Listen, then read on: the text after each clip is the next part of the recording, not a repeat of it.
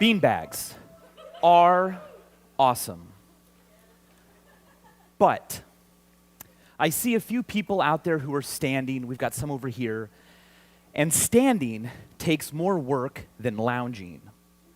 Using the Livestrong organization's online database of weight loss resources, you can calculate that by the time I'm done with this speech, those of you who are standing will have burned 7.5 more calories than those of you who are beanbagging it. Okay, here's a question.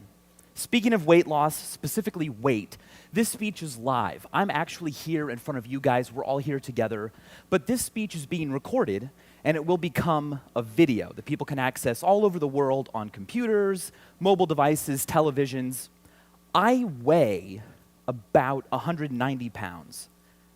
How much will the video weigh?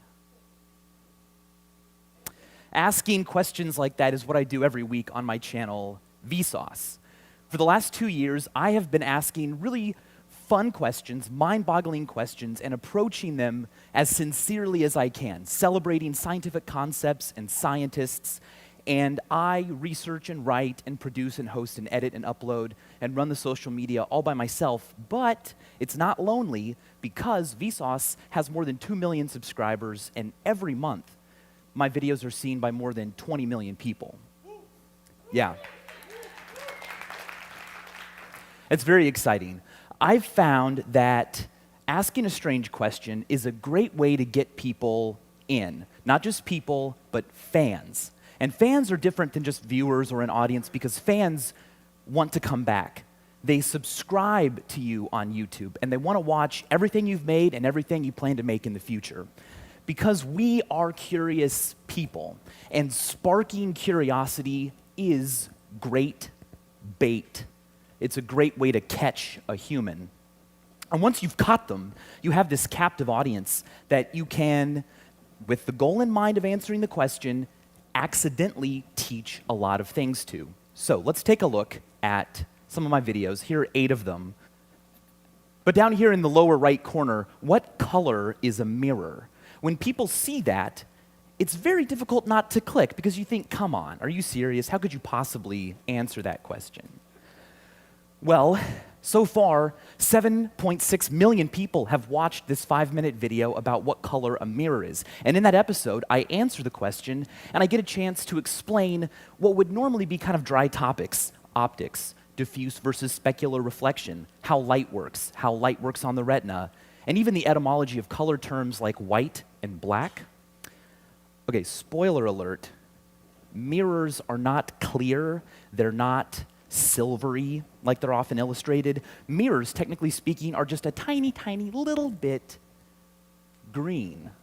You can demonstrate this by putting 2 mirrors next to each other facing so that they reflect back and forth forever. Look down that infinite reflection and it will get dimmer because some light is lost or absorbed every time. But it will also become greener because green light, that is light of a wavelength that we perceive as green, is best reflected by most mirrors. Okay, so how much does a video weigh? Well, when you stream a video onto your computer, that information is temporarily stored using electrons. And the number of electrons on your device won't actually increase or decrease, but it takes energy to store them in one place. And we know, thanks to our friend Albert Einstein, that energy and mass are related. Okay, so here's the thing. Let's say you're watching a YouTube video at a really nice resolution, 720p, assuming a typical bit rate. We can figure that a minute of YouTube video is going to need to involve about 10 million electrons on your device. Plugging all of those electrons and the energy it takes to hold them in the correct place for you to see the video into that formula, we can figure out that 1 minute of YouTube video increases the mass of your computer by about 10 to the negative 19th grams. Written out, it looks like this. That's like nothing. You could call that nothing and you wouldn't really get in trouble because the best scales we've ever invented that we could try to use to actually detect that change are only accurate to 10 to the negative 9th grams. So we can't measure it, but we can, like we just did, calculate it. And that's really cool because when I was a kid, my school had 2 shelves of science books.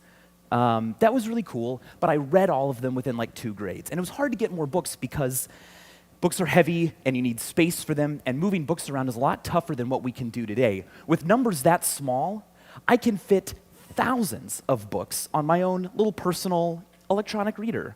I can stream hours and hours and days of YouTube video without my computer ever getting measurably heavier. And as information becomes that light, it becomes a lot more democratic, meaning that more teachers and presenters and creators and viewers than ever before can be involved. Right now on YouTube, there is an explosion of content like this happening.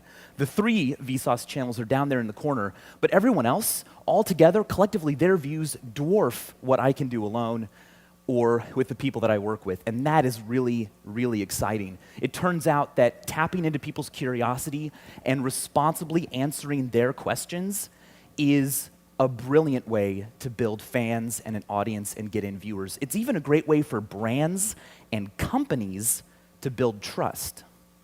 So, calculating the weight of a video is kind of a funny question, but I cannot wait to see what we ask and answer next. As always, thanks for watching.